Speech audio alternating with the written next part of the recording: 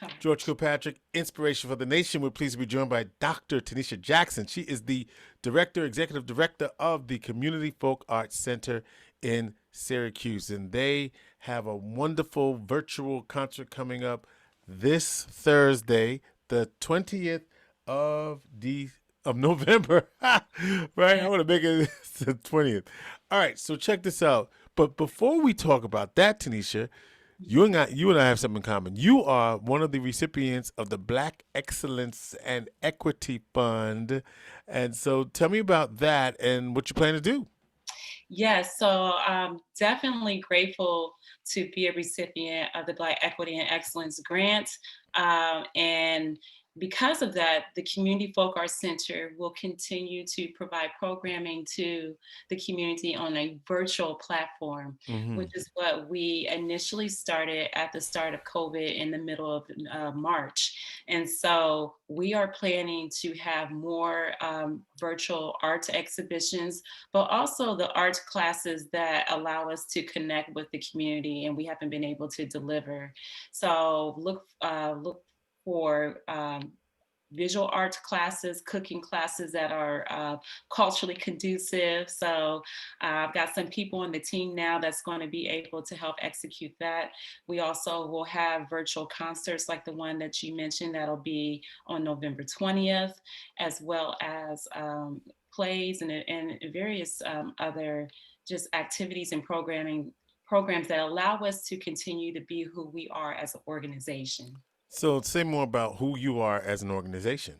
Yes, so the Community Folk Arts Center, we are in our 48th year, so we're getting close to that 50-year mark. But we are an arts organization that focuses on art from the African diaspora, as well as other arts from other marginalized communities. And so providing a space so that artists can showcase their art.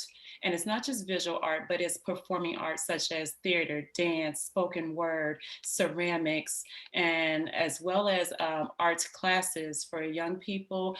And we're even expanding that. So as soon we'll have a music program. I hope to introduce in 2021 a string instrument program so that our youth can learn how to play the violin.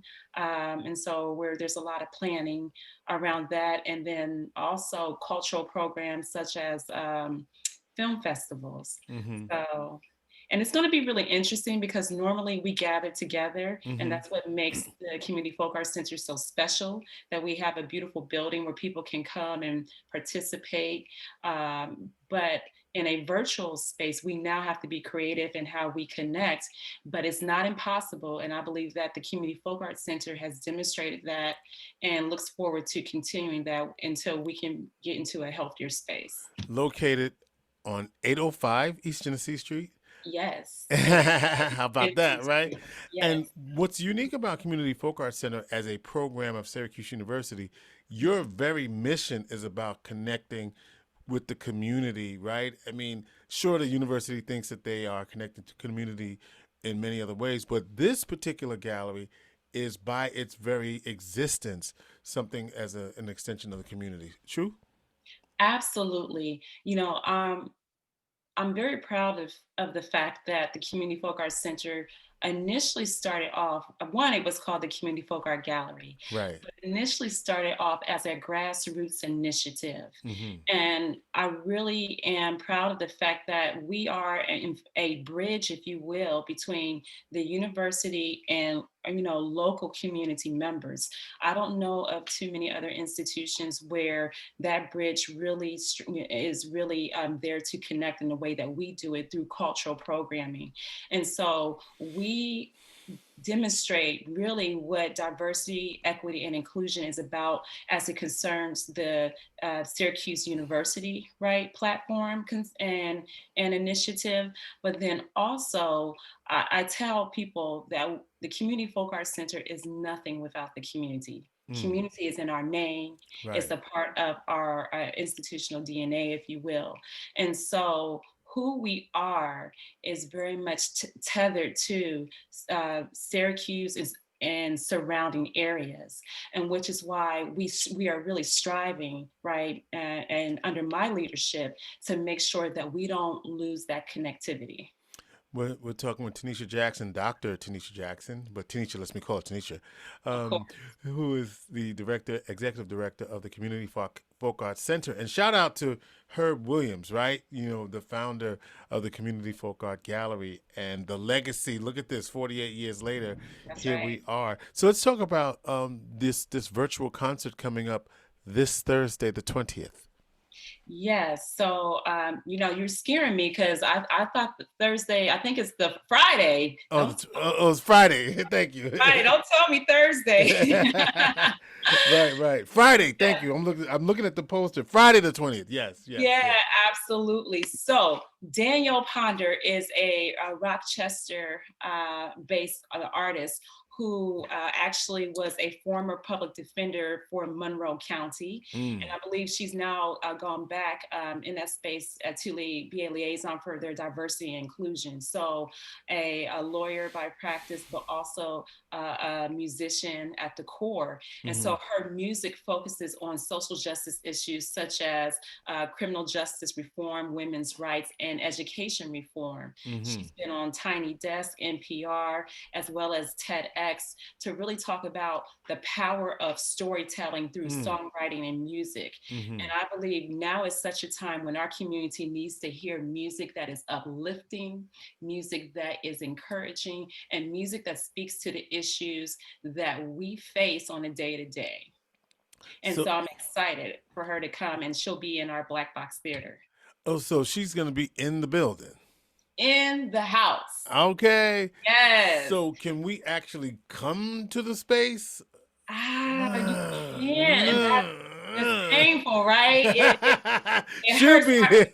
She'll be there. We will have to dial in, right? Listen, but I have made provisions for it to feel like you are in the building. All right, And talk to so me.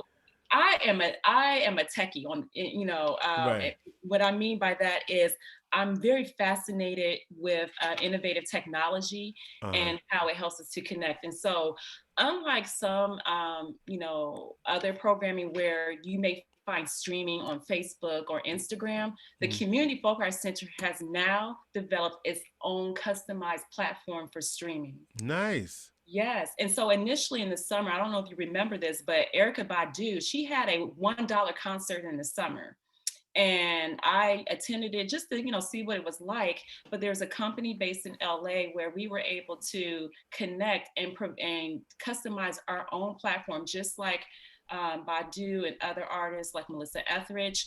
And so it's on that platform that we will deliver a multi-camera angle virtual concerts. So Danielle Ponder and her 5-person band will be in the house performing. We'll have the lights and the smoke machines, Nice. and it will be actually engaging so that people can visit our virtual shop while they're at the concert. They can, be part of the chat. Also, we have accommodations for accessibility so that for people, if that's not an accessible platform, you can also look at the same concert on Zoom. And so it's important for people to register for this event so Okay. that they can have that experience, because you can't just come on Facebook and see a live stream. All right. So how do you register? So there is an event that's on our Facebook page. It's Okay. Community Folk Arts Center on Facebook. And then also, you can also find this event on Eventbrite. Okay. Free registration, free concert. This is really for the community to relax, relate, and release, right? Relax, relate, and release. Yes. And this is Friday. I don't know why I said Thursday. I got my days mixed. Oh, why? Because yeah, last Friday was Friday the 13th, so of course it's got to be Friday the 20th. Yeah, okay. Listen, it's So that type of week, George. I listen, understand. listen. It's funny because all these platforms. So I've been on Teams. I got on Cisco WebEx this week, and of course Yeah. Zoom. How most of us are doing everything these days. And so the virtual doors will open at 7. And Oh, this yeah. is really, really. This sounds like it's gonna be a lot of fun. I'm looking forward to it. And so again, You can log on to Eventbrite, search for the events called For the Love of Justice, and we'll have the links for you. And also, it's on Facebook for the Community Folk Arts Center's page. But please register. Mhm. How many people would you like to see at this concert? 2,000. Okay, 2,000. All right. 2,000. Can we do Right. it? Can Come we on, do it? Come Syracuse. on. Can Let's we do it? go. Make the share this all around the share it with us. Tell a friend, tell a friend, tell a friend, tell a friend. Oh my Please God. do. Let me say this. Shout out to DJ Double Six. Uh-huh. He is also Charles Jackson. He's on our board, and he's going to open. So the virtual doors open at 7. Danielle Ponder will get there at 7:30. Her and her band, but we're going to warm you up with some DJ music too prior Okay. to the band coming in. And listen, I just want to say this: like we miss everybody. We miss the community. So Yeah. this is our attempt to make sure that we're connected and expect more of these concerts and more of the other virtual programming because we got a grant and we got support and we're ready. Go ahead on Community Folk Arts Center. What's the website people can find out more about what you guys do? Absolutely. So it's www.communityfolkartscenter.org. Also, there is a virtual gallery, CFAC, CFAC gallery.org. Check out our visual artists. There's going to be new virtual exhibitions coming your way very soon. Tanisha Jackson is the executive director of the Community Folk Arts Center. Holla at her. And she wants 2,000 people this Friday, the 20th at 7 with the DJ. Get your little adult beverage and your little snacks and Yes. sit back, relax, and project it, cast it on your screen and make it happen. Good stuff. Tanisha, good luck with the concert. Thank you so much. It's always good to talk to you. Good to talk to you. Inspiration for the nation.